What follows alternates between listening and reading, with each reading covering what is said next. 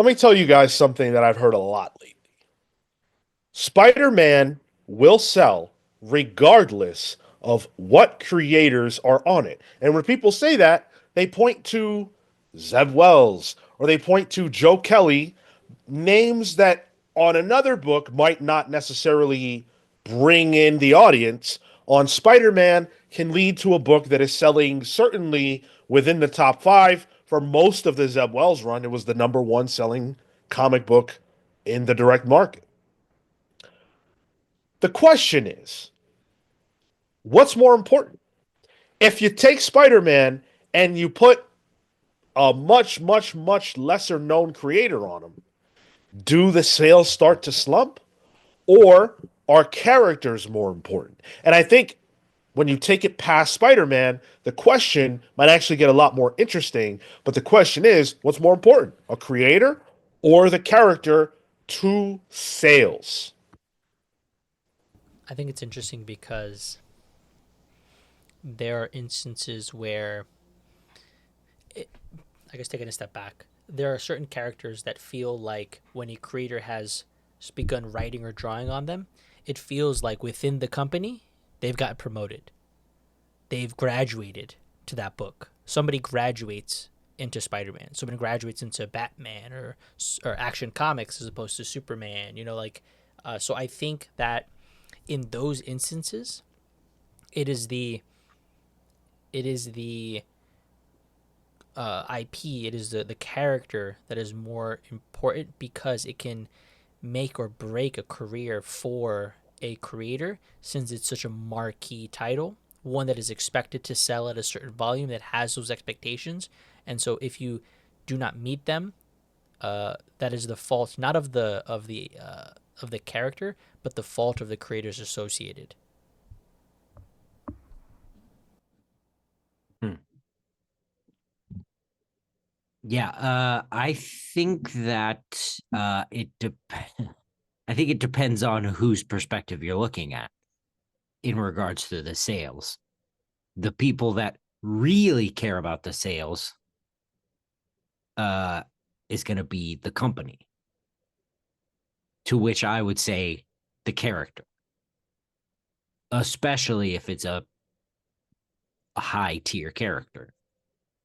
Um, but we do have the uh occasion, and I think we're in a weird spot right now where the creator is in this weird limbo spot where sometimes they're recognized for what they're worth, but then I think sometimes they also aren't.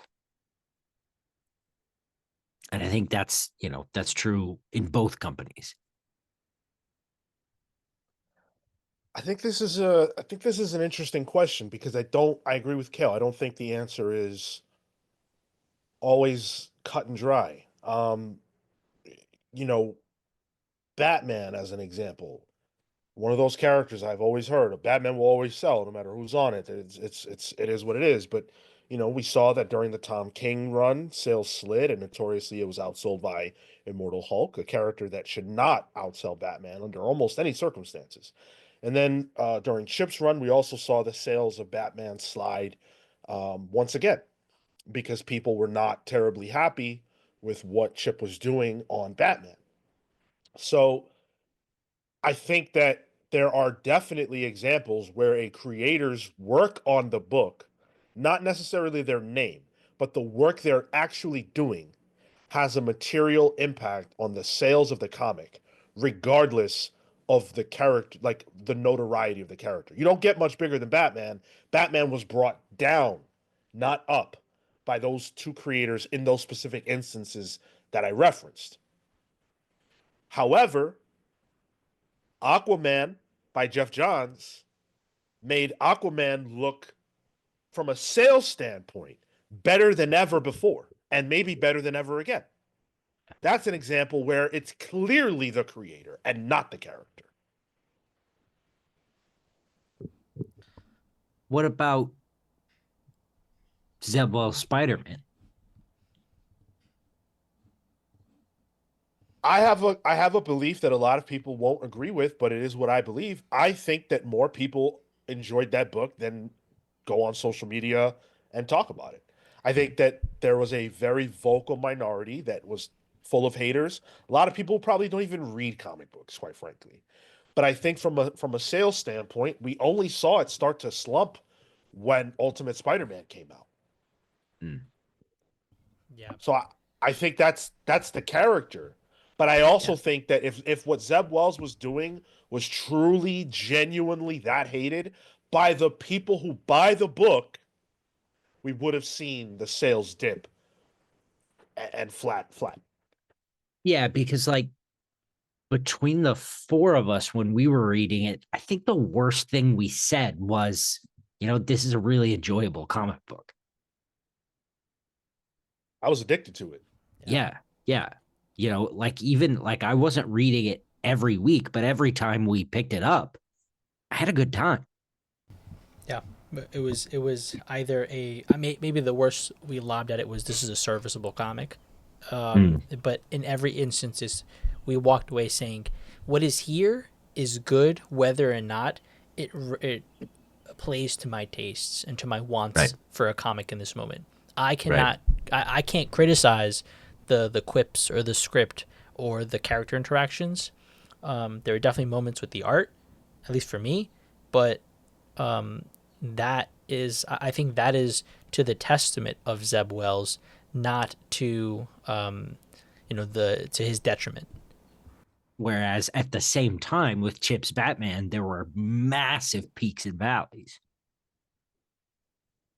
Yes, exactly. That we all acknowledged and that I think were reflected in the sales because Yeah. there is no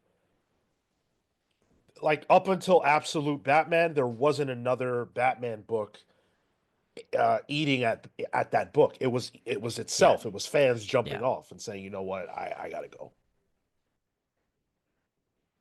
I think that once you get past Batman and Spider-Man, you're really looking at very specific case by case, especially as things get a little tougher, as it gets tougher to sell a book and things like that. Like I- I- Immortal Thor only exists because of Al Ewing.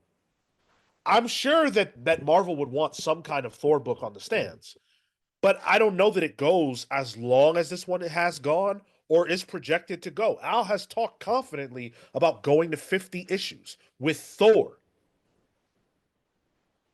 That's because of him. He's on the way there. He's got a good trajectory, and I think to that there are instances of a writer bringing a character to maybe some short-term prominence. I'm thinking of Beta Ray Bill, Danny Warren Johnson, where that was I felt like a phenomenal and praised comic purely because of his talents and his what he was able to do with Spicer. So I think in those instances, yeah, you definitely get into territory of the creator drives more of the conversation.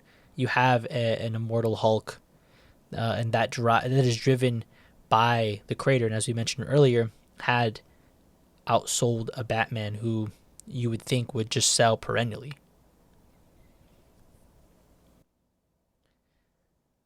But what about a case of like Daredevil?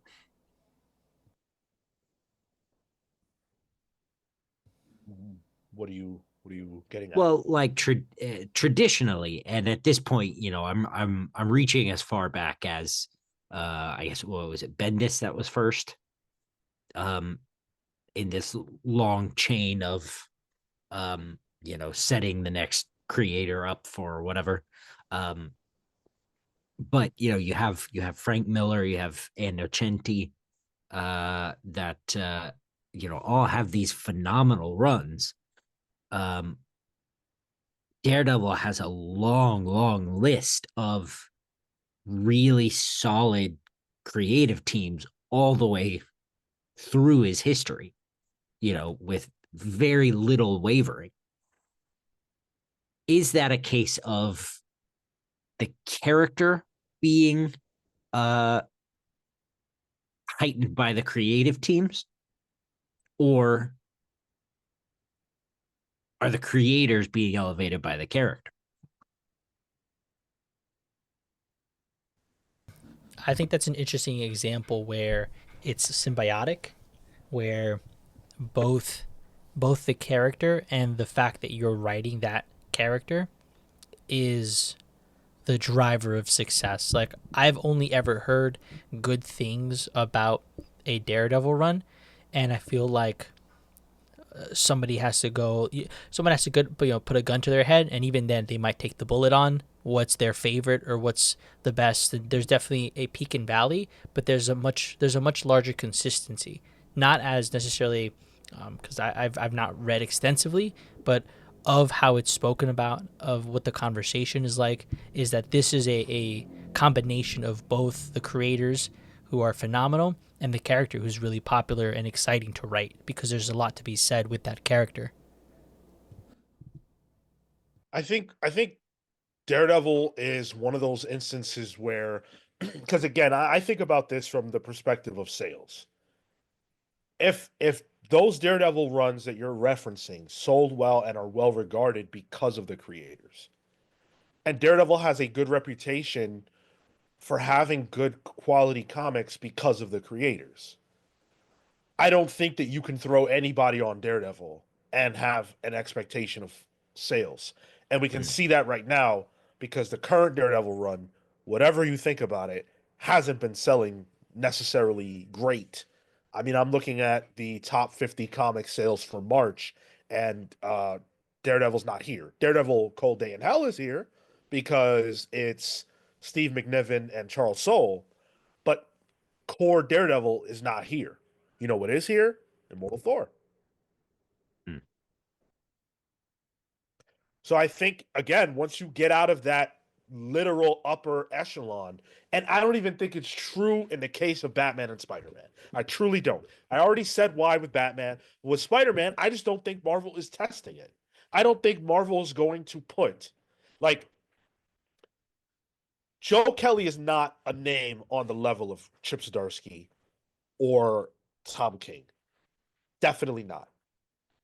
However, you have to look at the buyer.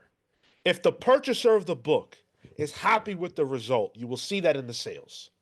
Mm. If there's enough people to buy the book, Amazing Spider-Man has sold great all throughout. The Zeb Wells run sold like gangbusters. So clearly the purchaser isn't unhappy. Mm. Because they kept going. Exactly. Now there are people who would say, "Oh, that's because it's already on their pull list and blah blah blah blah blah." I don't have the ability to prove that wrong, but I don't believe that. It's not just collectors. Right. Right. And if anything, based on, let's say, current market conditions, the way that there's been conversation, albeit a smaller sample size, within our community, of I need to cull books, if that's not one that's on the chopping block, that has to mean that it's worth or worthy of coming back to, and therefore enjoying and translating to those sales like you're mentioning. If it doesn't make the cut list, it must be good. Now let's throw a bit of a monkey wrench in here because you have a book like Magic. From a critical standpoint, I wouldn't say Magic has knocked anybody's socks off.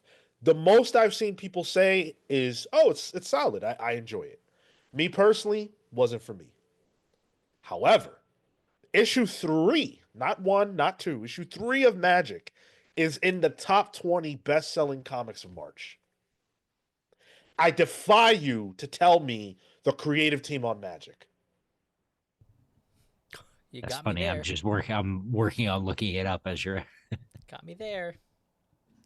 Couldn't be me. That's an example of a character selling its own books. Oh, I see. I see. Not because of the create. I see. Hmm. There is such a popularity to Magic that whoever the creator, it is selling enough to be in the top 20. Exactly. That is my belief. Hmm.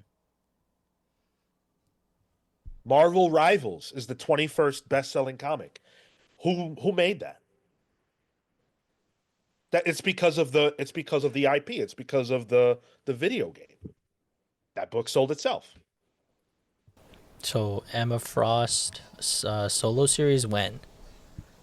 It's impending, actually. Well, there you go. Someone at it. Yeah. It's yeah. It's coming out, I think, next month. In that case, then is that a case where there's a cross sell happening for the games, for maybe, I guess, yeah, just for the games, let's say. But it's interesting that that is a more engaged or leaned in audience willing to, and this is an assumption, willing to pick up that book than a MCU moviegoer where they have a product like the TVA, they have a product like Friendly Neighborhood Spider-Man, and those people are not engaged. Is that the wrong? So is the question there? That's the wrong customer to be chasing after. There needs to be a deeper connection between the video game worlds and the movie worlds. And I say that because Marvel Rivals is going to be going to Krakoa next. My opinion is that Marvel Rivals has done an infinitely better job of promoting comic book characters than the movies do. They look like the comics, like literally the colors. Like they're colorful characters. The movies, I would say it's gotten better, but a lot of those movies, they just strip them of color, they strip them of everything that makes them interesting as, comic book characters, and they put them on screen. Whereas Marvel Rivals is celebrating all of those things. So it's not really a surprise to me that people would show up for that, especially because they were offering a free skin or whatever the case was for if you bought the Marvel Rivals comic book. I'd also argue I think the movies and the TV show products also give you a complete package. You get your story arc, you know who your characters are, and if you want, you can stop there, and most people do. Whereas with the video games, there's especially I would guess in the case of Marvel Rivals, you get little tastes of personality. You're already involved in this world with these characters that are interesting to you, and you have little tidbits of character and character interaction that lead you into being interested in the rest of the world. There's no better example of what you're talking about than Jeff's popularity post Marvel Rivals. Jeff the Land Shark. Yeah.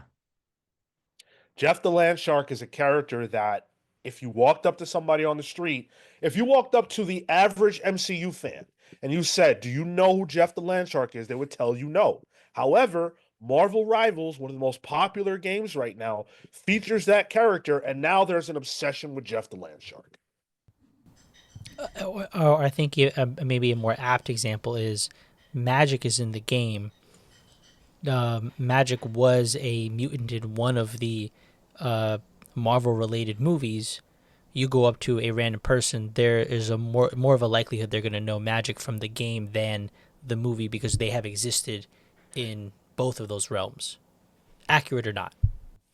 Marvel Rivals is currently far more popular than that damn movie was. For sure, I'm saying Seen by more that people. to your point. Yeah.